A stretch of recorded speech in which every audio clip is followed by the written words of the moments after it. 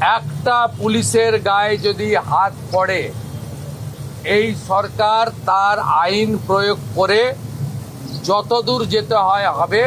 শুধু অ্যারেস্ট নয়, কনভিকশন করানো পর্যন্ত ক্লোজ মনিটরিং করার দায়িত্ব আমাদের থাকবে। আপনারা কাজ করবেন ভয়মুক্ত হয়ে। আপনাদের হোম মিনিস্টার তথা চিফ মিনিস্টার আপনাদের সাথে আছে। এই কাজগুলো করবেন না, এই কাজগুলো থেকে বিরত থাকুন।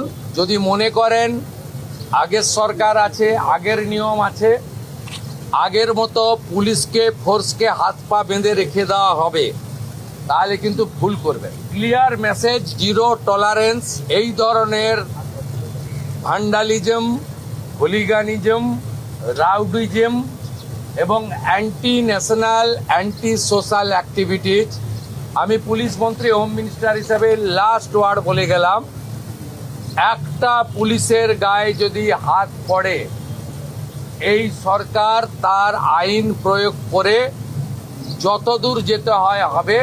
শুধু অ্যারেস্ট নয়, কনভিকশন করানো পর্যন্ত ক্লোজ মনিটরিং করার দায়িত্ব আমাদের থাকবে।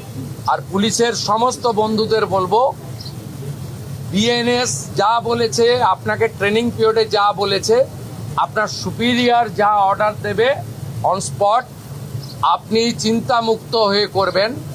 কে কোন দল করেন, কে কোন ধর্মের লোক, কে কোন সম্প্রদায়ের লোক, কে কোন প্রভাবশালীর ক্লোজ লোক, তার এগেনস্টে অ্যাকশন নিতে গেলে 5 বার ভাবতে হবে। আপনারা এই চিন্তা মুক্ত করুন।